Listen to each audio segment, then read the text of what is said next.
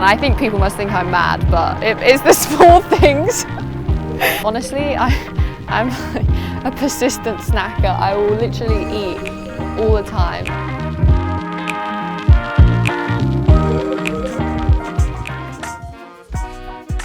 I would say Daniel Ricciardo.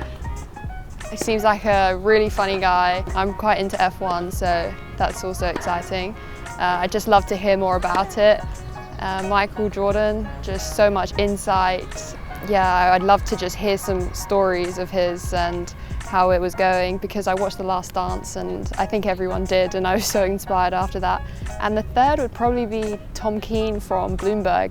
I think because I did my A-levels in economics, I was having to keep up to speed with all the latest news, and he made it in a way using analogies that were relatable and actually quite funny and very understandable.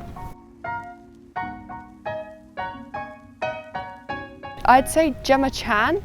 She's playing in Crazy Rich Asians, but it's funny because she actually grew up on the street, like right next to my house, and she went to the same secondary school as me too. So I think it's just such a small world, and yeah, she obviously was in Crazy Rich Asians, which was huge, and I'd say she's also very poised, and I think I respect her a lot.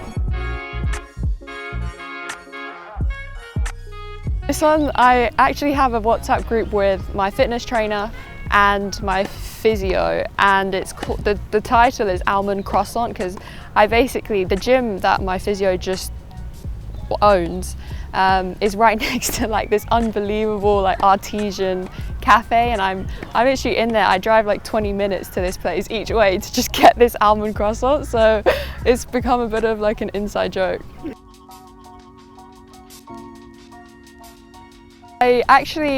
My first one that I can remember was from Anne Kyothevong, which was, it's really funny because I was doing a Crystal Palace like London Youth Games thing, and she came in and she was obviously playing top 50 at the time, and she signed my tennis bag, and I still have that tennis bag, and it's just funny to think a few years later that I was on the, she was the Fed Cup captain and I was on the team in Bratislava, so I just thought that was really weird how that worked out.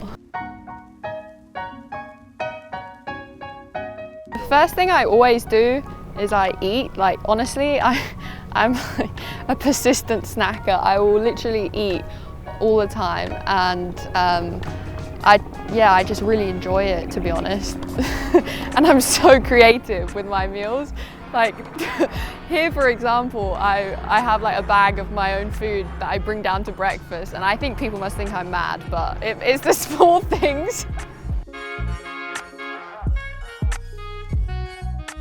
I'd say this one, it's the same for whether I win or lose a match. I think it's really important to create good habits, and it doesn't really matter the result. I think you can always take a learning from it, but the most important thing is to get your body right and recover for the next day or practice, or yeah.